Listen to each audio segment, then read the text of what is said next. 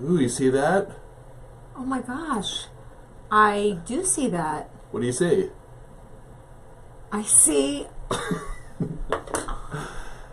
I see that guy is going to watch. Okay.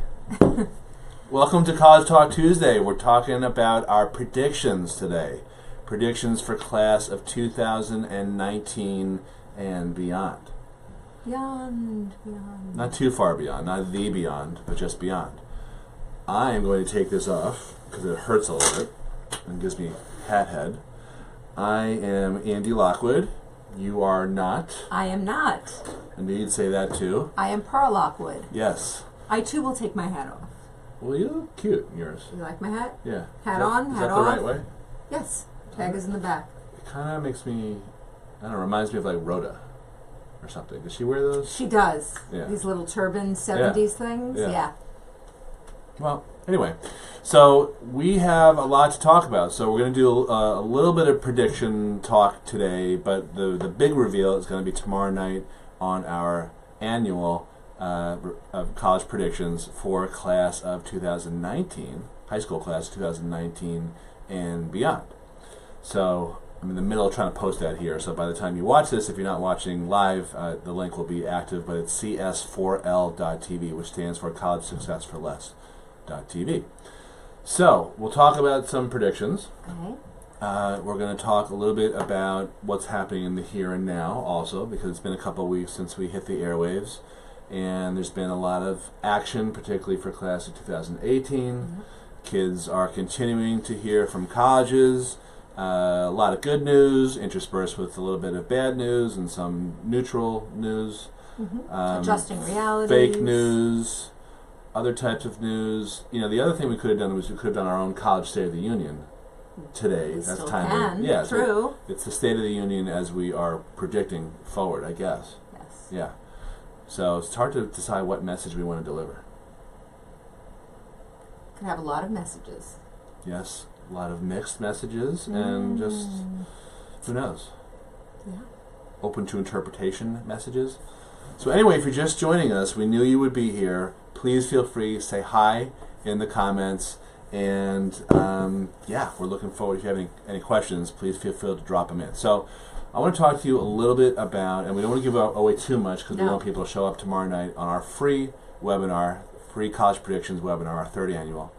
And by the way, have you checked to see whether our predictions last year came true? No, but have you checked? I'm guessing. No, that's one thing I just don't want to do. Yeah. Okay. Yeah. Because even the experts are wrong 50% of the time. So this way we can claim that we've never been wrong. True. At least as far as we can. At least as far as we know. Right. Yeah. Ignorance is bliss, Yes. they say. Yes. Okay. So there's a bunch of stuff, that's a bunch of trends that we're going to be talking about tomorrow night in more depth. Specifically, I'm talking about some financial aid changes and trends. This year was pretty rough in terms of not so much the results, I would say, so far, and we have a lot to come in because this is only January. But in terms of the form, the CSS profile was overhauled, and that was a nightmare. It worked about as much as it didn't work. Well, able to log on. Yeah, you were able to log on at like 4 a.m. Right. And then right so the first main push was November 1st. Right. So somewhere around October 20th, 21st, 22nd, Pearl started realizing that the website was slow and buggy and kept bumping her off, and so she decided to start working at 3 or 4 o'clock in the morning when you're up anyway. I am. Yeah, that's usually prime Law and Order time. Yes. Lately it's been a lot of This Is Us. Yes. This is Basket Case, as I like to call it. Are you caught up and ready? I am absolutely caught up, and tonight I guess it's going to compete with the State of the Union. I think This Is Us is going to draw a bigger crowd somehow. I think people are going to be recording one or both of those. Okay. Yeah, and where does Jeopardy fit into the whole Earlier. Schedule? Yeah. Before first sleep. Right. Yeah, Pearl sleeping pattern is broken up into two generally. There's first sleep, which usually occurs around 7:45, 8. After Jeopardy, yeah. Sometimes it's before Final Jeopardy. And then it could be... Yeah. Don't lie. Yeah, I'm not. You're on the air, no one lies on Facebook. No, never. And, of course not. And then there might be like an 11 to 12-ish wake up A little bit later than that, but yes. Well, it depends and on who's then coming some home. of my finest work at that hour. It also depends on who's stomping around in our house. Yes. Yeah. so anyway, so we're going to be talking a little bit about what we predict for next year when, again, there are going to be some changes to the FAFSA, the free application for federal student aid, which I think is going to surprise a lot of people. Surprised me a little bit. Yeah. Yep. Admissions trends. Another prediction that we're going to be issuing tomorrow. Certain schools are becoming hotter, harder to get into. Some are dropping off. We're also going to talk about financial aid from the standpoint of which colleges are going to be more generous, and which we've seen this year start to pull back the purse strings, tighten up a little bit, the sphincter, or whatever they're tightening up. So it's one of the advantages that we have in profiles 200 or 300 forms every year. We get to see what colleges people are applying to. Totally. And last year, for some reason, there was a whole lot of kids from our district, for example, who applied to SUNY Albany, became hot for really no reason that we can discern. Right. Right. Hot again. Right. Yeah. So we're going to share those trends with you, because what it means is that if you can take advantage of some of these trends, particularly when it comes to applying to colleges with money, then you have a much better shot at getting yourself a piece of that money. Right. One of the things I always think about is I read this book that I loved 2 or 3 years ago, and it was called the Clipper Ship Strategy. I've talked to you about that over and over again. And the gist of the Clipper Ship Strategy is that you want to, there's certain funnels that open up, funnels of money that open up throughout history. So one of the examples, and there are many in this book that that resonated with me, was the gold rush. And the cliche about the gold rush is the people who made money were really not the people seeking gold, but the people who sold like the picks and the axes and all that type of stuff. So another group of people who made money were those who were the vendors of groceries, like eggs and butter and bread and peanut butter and all that type of stuff.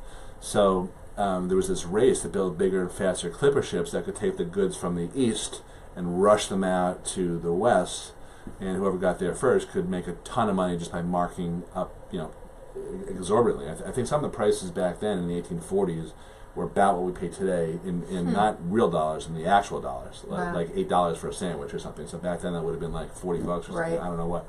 Crazy. So or maybe more probably. Yeah. So and then the next, after that gold rush waned, then the clipper ship started sailing to Australia, and then other stuff happened after that. But the gist of it is, or the reason I'm saying that, is because if certain things become hot, like certain majors become hot in college, or certain majors become less hot in college, or certain schools become hot or more generous, it would be smart to at least consider those and position yourself to be near those funnels that are opening up. Yeah. And there's all these other business lessons which are beyond the scope of anything we usually talk about, but I think that's pretty interesting too. It's like when the government starts throwing money around to subsidize certain things like solar power, or you name it, then there's all these companies that exist to take advantage of those tax credits and those types of incentives. So it's all all that type of stuff, but it has a very good and real implication for college selection also. All right, so is there anyone that you want to say hi to who is joining us today? Sometimes I have a hard time getting on doing this, but I do see. Who do we see? Welcome, Paige and Pat. Hello, and loyal fan Fran checking in. Hi, Fran. as usual. Hello, Fran. What do you think of Pearl Hat? I don't have the pain or comfort level to be able to wear mine. It? Yeah, you're looking very, very prognosticatory. I'm feeling rather prophetic. Yes, not pathetic. Prophetic. No, prophetic. Yeah, good. So what else is happening in terms of some of the financial aid stuff right now? Like you're starting to, I see a lot of emails. You had like 40 emails in your inbox yesterday. Just like what types of stuff you working on? Well, a lot of people, they're a combination of things at this time of year. At this point, we're kind of in the middle of the tipping point. A lot of people have heard both good news and bad. And to that end, if things are not panning out exactly as you had hoped, planned, etc. At this time of year, we have a lot of people kind of adding additional schools to their list. And what I want to just remind anybody who's in that position, who is adding additional schools to their list of schools, to make sure that they also remember to submit the financial aid forms along there as well. So for the last couple of days. Can I describe the conversation that we had about that? Sure. Yeah, so we got a notice from one of our clients saying, hey, I got, and I couldn't even tell what the college was, but he sends me a screenshot on his from his phone of a school that says, we haven't gotten your FAFSA, which happens a lot even if they did get your FAFSA. Correct. But there was no mention of the school's name. That made it a little bit harder for me to figure out what the heck he was talking about. So, and of course you're the one that handles all that stuff, but the dad kind of jumped in this group text and he said, what's happening? How come they didn't get it? I thought this all happens automatically. And I said, well, I don't know what you mean. Don't let the hat fool you. I don't mean, well, we knew you'd say that, right? But I said, well, I'm not sure what you mean by automatically, but just because you send out a FAFSA once to a whole bunch of colleges doesn't mean that any other college you ever apply to the rest of your life will also get that FAFSA. It has to be updated. So that's what you're saying. Yes. And then you found out. There were about 10 additional schools. They said, send me a list of schools just to make sure. Right, yeah. Exactly. So sometimes that initial list of schools that you applied to back in November may have changed significantly on the cusp of February. So you need to be mindful that you are double checking that, of course, that not only all the schools that you've applied to, but that you've also sent the corresponding financial aid forms required at those schools as well.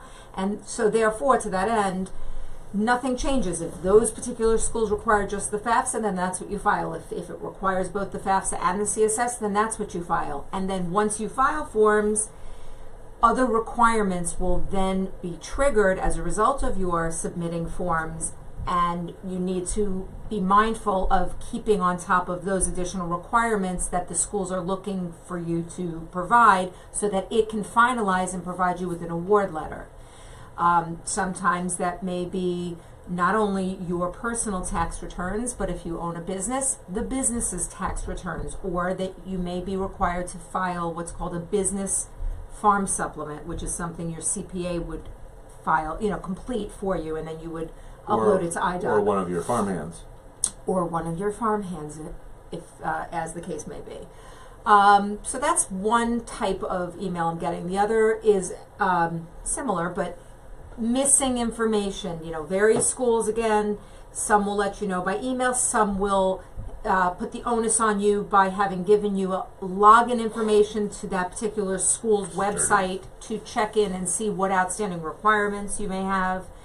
And sometimes you'll get a blast email that'll say you're missing something that you know you've turned in or that you know that's been turned in, and in fact it's just not updated information or inaccurate information. And my bottom line is, if there is ever a question, ever a doubt, I recommend that you contact the Department of Financial Aid at any particular school you're wondering about and speak to somebody and confirm that there is nothing missing or needed from you. This crystal ball. Yeah. First of all, it's very dusty because we haven't really used it in a year. Yeah. It's predicting that Fran Check is going to join us, but she already did. So maybe we need to take this into the shop. I think so. Certainly before our predictions webinar tomorrow night. Yeah. Yeah, unless that's not really Fran who's on. Faux Fran? Ooh, good one. Alternate universe Fran. Yeah. I know she thinks our jokes are funny, so I'm just picturing her laughing at some, I don't even know, you may be out at Starbucks or something, doing one of your typical Shami Mommy things. I don't know. So Shami Mommy? Yeah. Shaman moms. Shami Mommy. Yeah. Okay. So anyway, who else is joining? I see Holly joining. Hello, Holly. So, I'm getting a bunch of emails also. I think you are too, because we share an email box. We share everything that are kind of along the lines of, okay, so should we be doing anything now? I feel like I should be doing something, or I'm missing something. This is really for class of 2018 families. And a lot of times there's really nothing to do other than just wait, and it's just or be diligent about what I was just talking about. Make sure that each of the schools has everything it needs to finalize any decisions by you. So sometimes But in the absence of that, there's really nothing else Correct. to do. It's a bit early for the just regular decision. Schools and awards, the decisions, admissions decisions and awards may not come until the middle of April. And yes, Which that is really unfortunate. it's a tight it should timeline. come earlier, but it can come beginning or even middle of April Yeah, because the timeline-wise, May 1st is when housing deposits go in. that's right.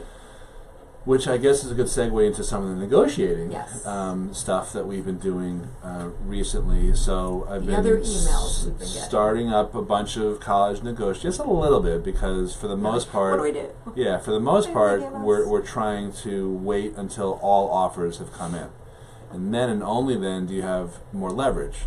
So I don't like to jump the gun and start negotiating if we're waiting on other offers. It's also been a mixed bag. You know, we have a client right now who's got twins, and kids got into two separate Ivy League colleges who look at the same financial aid forms and are just and equally generous. And each initial offer from College A and from College B was 0.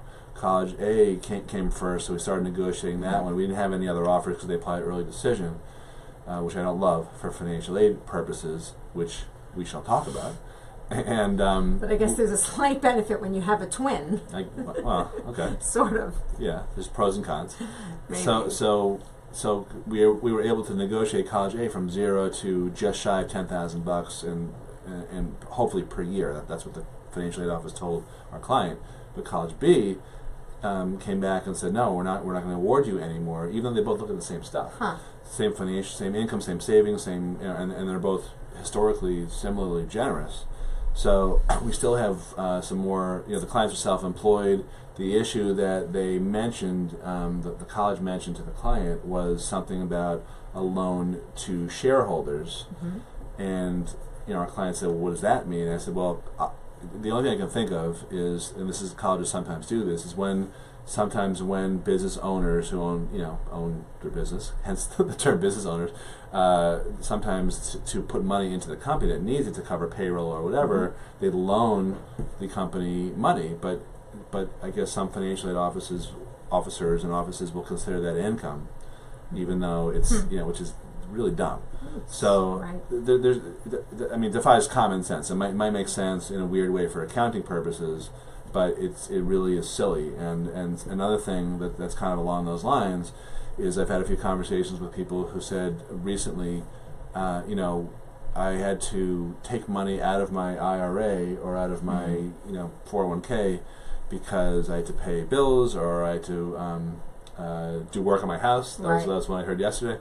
But that's going to show as income on my tax return. Am I going to get penalized for that? And the answer is yes, but you might be able to explain that away because that's not really income. It's really taking money out of your savings account. So it's not because you already earned that money once. So you're not double earning the income. It's kind of stupid to count that twice.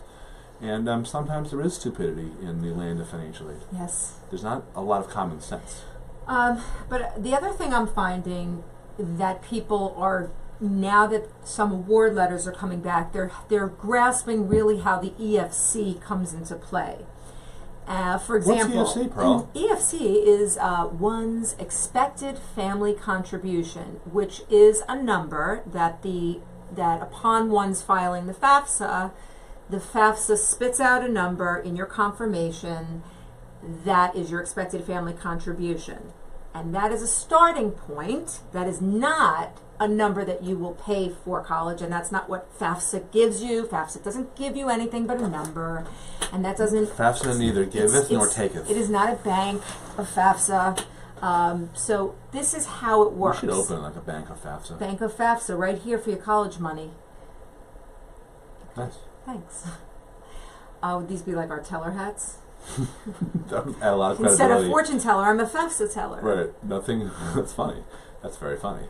Nothing says credibility like Hat like that or a shiny hat. with a feather Yeah. and a little bling. Yeah. Some fake beads. Fake bling.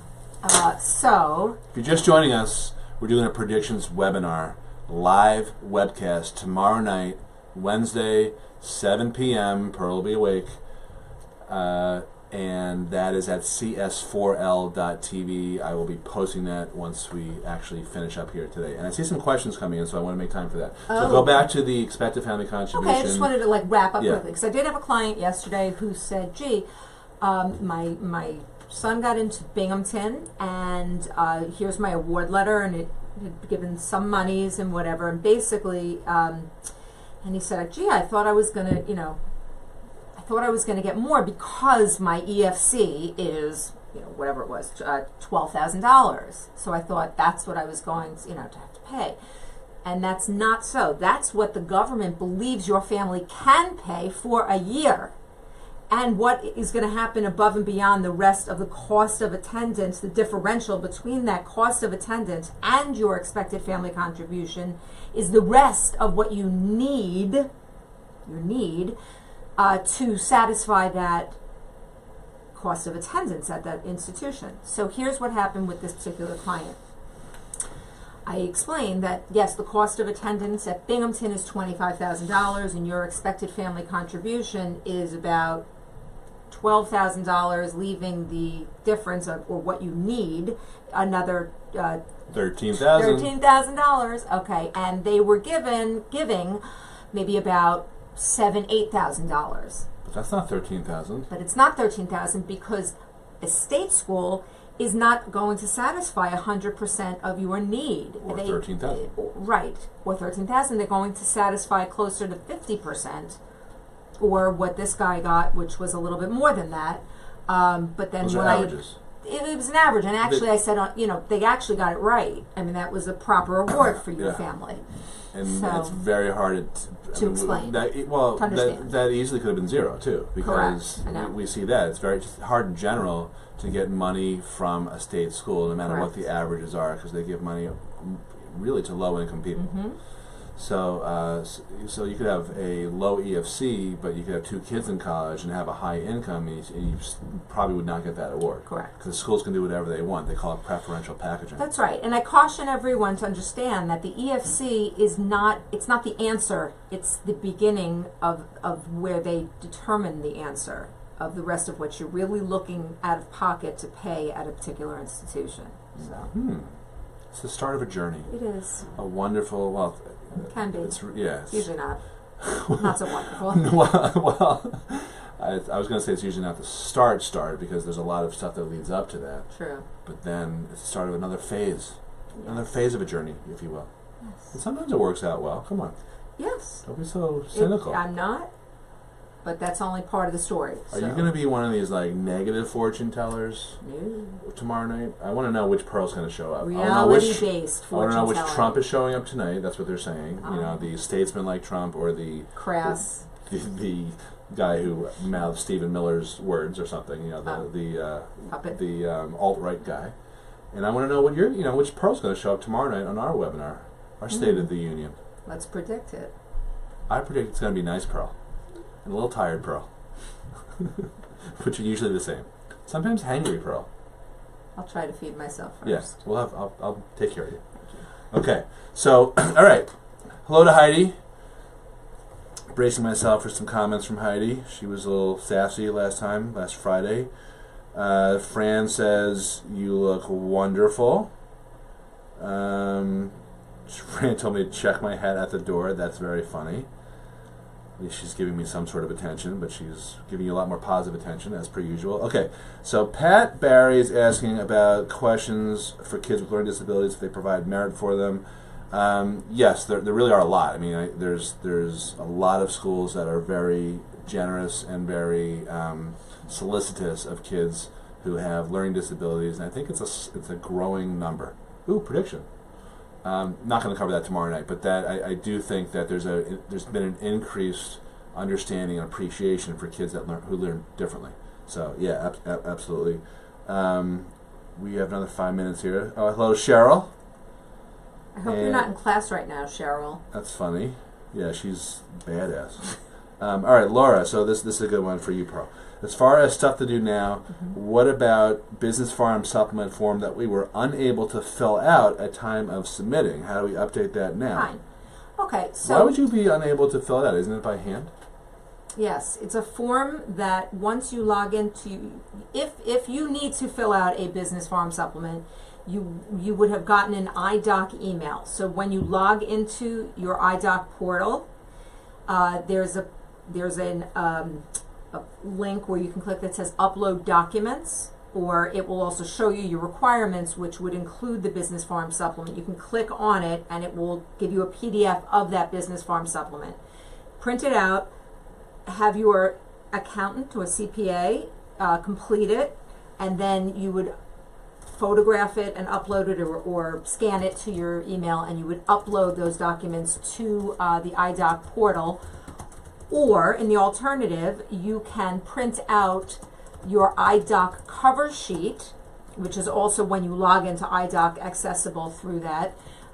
Print it out, and then on that iDoc cover sheet is an iDoc mailing address where you would take that with the business farm supplement and mail it to that one address to iDoc, and they will disseminate it to the various colleges that are requiring it that you've applied to. Is it always done on iDoc, the business supplement? Yes. It's never done just unilaterally by a school? By its own school with its own form, not that I've seen.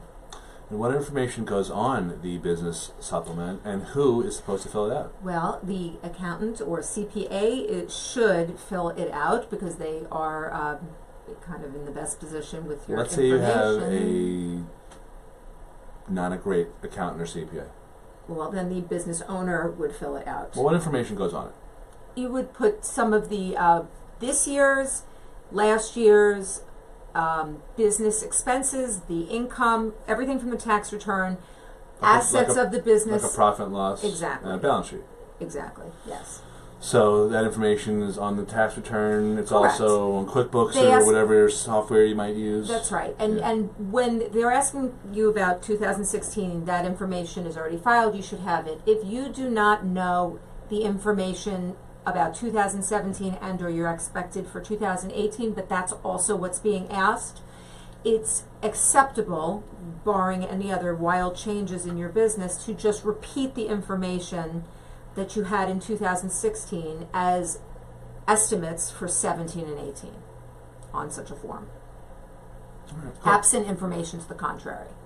What do you think they're looking for in term from a I don't know, an investigative standpoint in the financial aid office from your business supplement? They already have all your personal information. Well, I think with a self-employed business ownership situation, if you have 100% ownership and you have very high gross receipts and gross expenses showing very little personal income to you, but perhaps embedded in those expenses of your business, you have a lot of fat, for lack of a better word, that could otherwise be possibly, speculatively speaking, hypothetically used to pay for college, or that you would have otherwise have access to. So sometimes they kind of are piercing that corporate veil, if Nice. you will, and are kind of attributing some of that 100% owned business assets to you. Sorry to say. Sometimes that happens. Yeah, I think also what really happens is a lot of times the guys in the financial aid office don't really understand how to read a profit and loss statement or balance sheet, which is understandable if they've never been self-employed. Most people in financial aid offices have never been self-employed. They're certainly not accountants. They're certainly not forensic auditors. They're not investment bankers. So to me, most of the decision making when it comes to evaluating your eligibility for financial aid comes from the FAFSA, but the business supplement is really for colleges that require the CSS profile.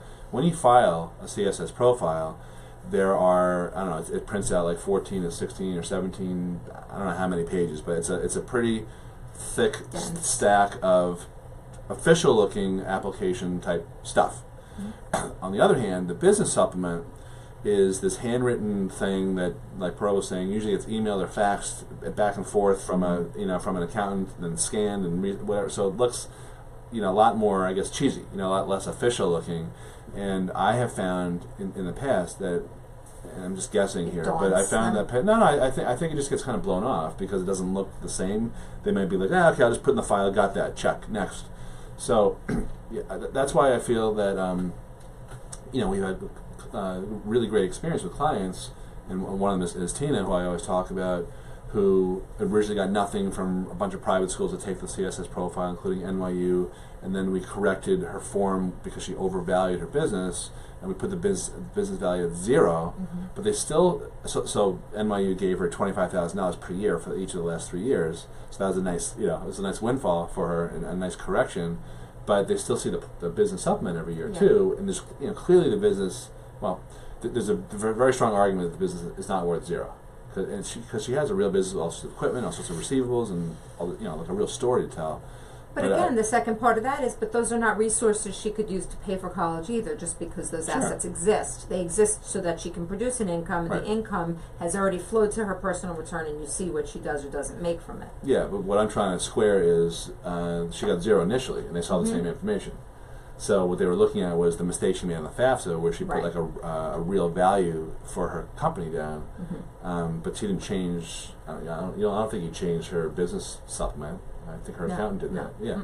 So who knows? Anyway, all right. So let's wrap up now. Let me just let's see here. Laura, thanks for the info. We could make educated estimates for 17 business at the time of the initial submission. Your answer makes sense now. So makes a lot of do sense. it now. So my recommendation would be, if there's no, do your best. You're fine. Even though financial aid deadlines are important, but they are different than admissions deadlines, which are hard and fast at schools. If you're a minute late, they just don't even consider it. She may not be late with this. I mean, she may have submitted the profile on time, and then all this follow-up stuff you're not late for. You're not held to that same first deadline. So just submit it now.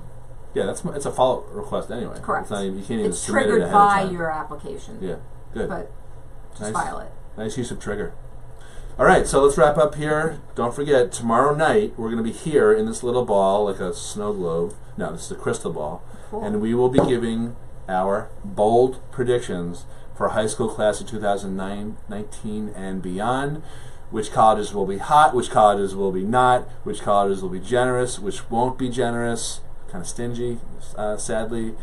Changes in the financial aid formulas, and a bunch of other stuff that is bound to excite and titillate you, which you can say on Facebook. Oh, great. So tune in tomorrow night at cs4l.tv. We will be here at 7 p.m. Eastern, and I hope to see you there. Thanks a lot for watching. Bye-bye. Bye.